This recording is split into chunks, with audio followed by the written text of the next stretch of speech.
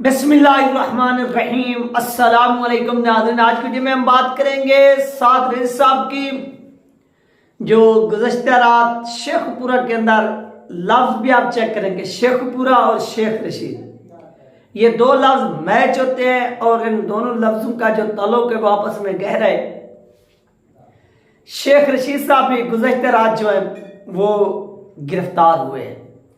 ये वो शेख रशीद था जो किसी दौर में फिरौन बना फिर रहा था। यानी यार ये जो सामने आकर बोलते हैं ना लोग, आपको शायद इल्म हो ना हो, बहुत से लोग जो है ना वो आप कुछ जान भी चुके हैं। आप एक बात अपने जहन में बिठाइए कि जब ये लोग इक़्तिदार में होते हैं ना, जिस तरह से अमेरिका मुस्लिम ममालिक पर बोल रहा होता है या वार कर रहा होता है या जंगे कर रहा होता है, वो अमेरिका नहीं होता, वो अमेरिका का सदर नहीं होता, बल्कि उसके पीछे छुपा हुआ यहूदी जो है ना वो बोल रहा होता है। यानी ये जो इजराइल के यहूदी हैं, अगर अमेरिका का जो उस वक्त का सदर बुश था वो इराक के खिलाफ बोलता था या सद्दाम हुसैन के खिलाफ बोलता था, स्पीच पे स्पीच करता था, तो वो ये बुश नहीं होता था, बल्कि बुश के पीछे छुपा हुआ इजराइल हुआ करता था। इजराइल के यहूदी बोल रहे होते थे और फिर उन्हीं की वो जबान, उन्हीं के वो अल्फाज, उन्हीं की वो लैंग्वेज सद्दाम हुसैन के खिलाफ, इराक के खिलाफ अमेरिका जो था वो बोल रहा होता था। ये वो वजूहात थी।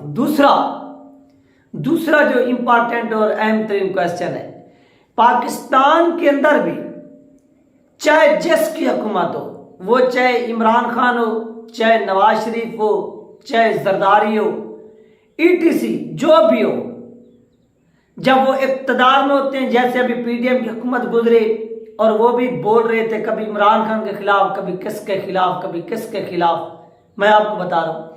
और जब इमरान खान की हुकूमत थी तो ये बोल रहे थे कभी तहरीक लबैक के खिलाफ, कभी पीडीएम के खिलाफ, इस तरह।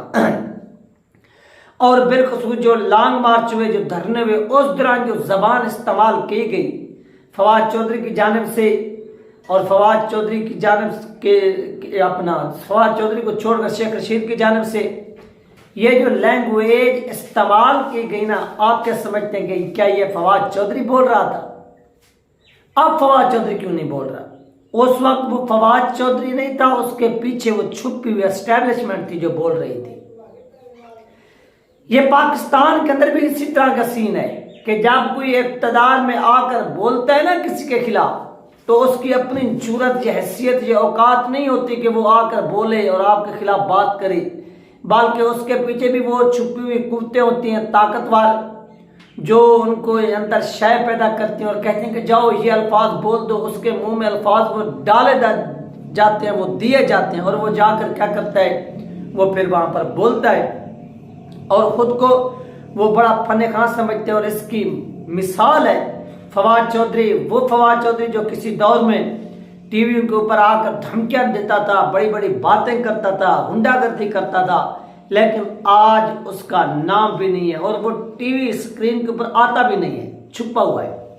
और वही शेख रशीद जो किसी दौर में बड़ी बड़ी बड़के मारता था, बड़े बड़े बयानात देता था, कभी क्या कर दूंगा, कभी वो कर दूंगा, और आज आप देखें कि जैसे ही वो जिनके इशारों पर नाचता था, बोलता था, उन्होंने हाथ जो है वो पीछे खींचे तो ये शेख रशीद भी ठुस हो गया और इसके तमाम के तमाम साथी भी ठुस हो गए और ये आप छुप रहे हैं। और इस तरह शेख रशीद को गुज़श्ता रात जो है वो गिरफ्तार किया गया और वो गिरफ्तार होकर जेल चले गए और उनको रावलपिंडी से गिरफ्तार किया गया है। सबको इल्म है कि कौन कहां पर छुपा हुआ है और उसको कब और किस टाइम जो गिरफ्तार करना है, ये एजेंसियों को मालूम है और एजेंसियां जो है ना वो अपने टाइम के मुताबिक, वक्त के मुताबिक जो है ना वो कार्रवाई करती हैं। याद रखिए कि जब तहरीक लबैक पाकिस्तान को कलादम किया गया, तो वो कलादम करने वाली जो मेरा कंसेप्ट है, जो तस्वर है, जो यकीन है, कोई इससे इत्तफाक करे या ना करे, कलादम करने का मकसद ही हुकूमत का यही था कि हमने अगर इनको कलादम नहीं किया तो इन्होंने वो सफीर के मामले से 1 इंच भी पीछे नहीं हटना, 1 इंच भी। और इस मामले से इनको पीछे हटाने का एक ही सिर्फ जो है ना वो तरीका है कि इनको कलादम किया जाए। जब ये कलादम होगी नहीं, होगी नहीं, रहेंगी नहीं, तो ये मजबूर हो जाएंगे पीछे हटने पर। और ये सीन हुआ कि 6 माह 7 माह तक आपकी जो जमात है वो कलअदम रही, यानी हुकूमत ने ये चाल खेली। तो इस तरह से शेख रशीद भी चालें खेलता रहा और आखिरकार इस चाल में ये खुद इस भंवरे में फंस गया। अब ये जेल की, यानी ये कहता कि अब ये मेरी ससुराल है।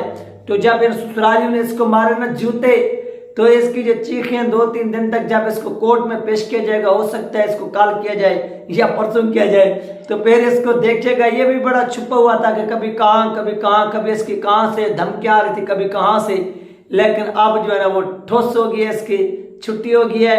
अब ये छुपा हुआ था, इसको पकड़ लिया गया। और वही शेख रशीद, इसका नाम भी शीन से शुरू होता है, फिर ये आता है, फिर खे आता है, ये बन जाता है शेख, फिर वही शीन है, फिर जे है, फिर खे है, फिर वाह है, फिर रे है, फिर हे है, ये पे है, फिर वाह है, फिर रे है, फिर हे है, ये बन गया शेखुपुरा। उसी शेखुपुरा के अंदर ये मिलते जुलते नाम है। साद रिज़वी साहब ने गुज़श्ता रोज आज़ादाना कॉन्फ्रेंस की गुज़श्ता रात, और वहां पर उन्होंने जो ऐलानात किए वो भी पूरी कौम ने सुने, और आज वो खुलकर सियासत कर रहा है, और आज उसकी जमात भी खुलकर सियासत कर रही है। और आज वो शेख रशीद जेल की सलाखों के पीछे चला गया है। यानी अगर आपके पास कभी इक़्तिदार आ जाए तो आपको अपनी जो हैसियत है, जो औकात है, वो भूलनी नहीं चाहिए, बड़ी बड़ी बातें नहीं करनी चाहिए। कि जब ये वक्त के हुक्मरान थे तो इनकी गर्दन में सरिया था, और ये इंसान को इंसान नहीं समझते थे, जो इनके मन में आता, जो इनका दिल करता ये करते। और इन्होंने दुनिया का हर जुल्म किया अपनी आवाम के ऊपर, और बिलखसूस तहरीक लबैक पाकिस्तान के ऊपर, जिनके साथ इनका मुआहदा हुआ। उसके बाद अब जो इनके ऊपर जुल्म हो रहा है तो ये मुंह छुपा रहे हैं। ये इनके ऊपर जुल्म नहीं, बल्कि इसको आप मकाफात अमल भी कह सकते हैं, कि जैसे करनी वैसे भरनी। हाँ, अगर इन्होंने क्या किया होता कि इनके ऊपर जुल्म ना किया होता, कि इनके ऊपर तहरीक लबैक पाकिस्तान के ऊपर जुल्म ना किया हुआ था, अगर ये सुकून के साथ इनके साथ डीलिंग करते, या पूरे का पूरा मामला बता देते कि यार हमारे पीछे एस्टेब्लिशमेंट का दबाव है, हम मजबूर हैं, हम आपके खिलाफ कार्रवाई नहीं कर रहे, आपके पीछे कार्रवाई करवाने वाली, आपको कलअदम करवाने वाली, आपको कैद को गिरफ्तार करवाने वाली ये कुव्वत कोई और है, ये अगर इस चीज का बयान दे देते तो किसी को कोई एतराज भी नहीं था। लेकिन ये बार बार इस चीज को एक्सेप्ट करते, ये बार बार उसी चीज को मानते कि हमने ही तहरीक लबैक पाकिस्तान को क्या किया है, कलअदम किया है, हमने इस साद रिज़वी को क्या किया हुआ है, अरेस्ट किया हुआ है, और हम ये अपनी मर्जी से छोड़ेंगे। ये फवाद चौधरी साहब के बयान थे, वो कहता था कि हुकूमत हुकूमत है। उससे एक मरतबा साफी ने क्वेश्चन किया कि यार साद रिज़वी साहब तो रिलीज हो चुके हैं, यानी अदालत ने उनको रिलीज करने का हुक्म दिया है, लिहाजा आप उनको बार बार जो है वो अरेस्ट कर रहे हैं, गिरफ्तार करते हैं। उन्होंने कहा कि हुकूमत हुकूमत है। तो फिर अब भी हुकूमत हुकूमत है, और इनका बारी बारी जो है वो रगड़ा निकाला जा रहा है। और हो सकता है कि जो आज रगड़ा निकाल रहे हैं, कल को ये दोबारा हुक्मरान बन जाए और ये उनका रगड़ा निकाले। ये पाकिस्तान में इस तरह से माहौल चलता रहता है कि कभी किसकी ठुकाई करवा देते हैं, कभी किसकी, लेकिन जो ठुकाई करवाने वाले हैं उनकी जो पॉलिसी है वो जबरदस्त है। वो आज तक किसी को ये पता नहीं चलने देते कि ये वो करवा क्या रहे हैं और इनके साथ हो क्या रहा है। बात ये गुत्थम गुत्था हो जाते हैं, और इस तरह से इनकी जो लड़ाई है वो अरूज पर पहुंच जाती है। और नाजरीन, इस तरह शेख रशीद भी अपने अंजाम को पहुंचा, और शेख रशीद के हाथों पर जो है ना वो हाथों पर खून लगा हुआ है, इसके जो हाथ हैं वो खून से रंगे हुए हैं, लिहाजा इसके खिलाफ अब कार्रवाई करनी चाहिए। ये वजीर दाखिला था, हो सके तो इसके खिलाफ जिन लोगों को शहीद किया गया था, 25-6 लोग थे तहरीक लबैक पाकिस्तान के, तो उनके खिलाफ क्या करना चाहिए, शेख रशीद के खिलाफ उन लोगों को FIR करवानी चाहिए।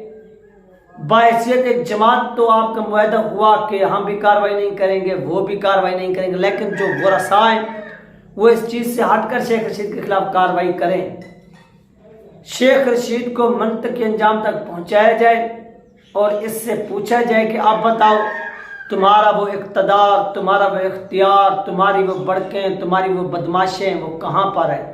तो जब उसके पास जवाब ना हो तो फिर बताइए कि सरकार कभी भी इक़्तिदार जो है ना वो नहीं रहता, लेकिन आज आप जेल चले गए, हो सकता है कि ये अब जेल में मर ही जाए, क्योंकि इसकी ज़िंदगी के आखिरी अयाम चल रहे हैं और इसका पता नहीं है, क्योंकि ये काफ़ी बूढ़ा हो चुका है, मरने के करीब पहुंच चुका है। अगर ये मर गया तो फिर इसको हीरो बनाकर जो है वो पेश किया जाएगा। बेहतर ये है कि इसको छोड़ दिया जाए और बहर इसे तड़प तड़प कर मरने दिया जाए, हीरो ना बनाया जाए। ये थी नाज़रीन अपडेट जो आप लोगों के साथ शेयर की। इंशाल्लाह मिलते हैं नेक्स्ट वीडियो में। अल्लाह हाफिज़।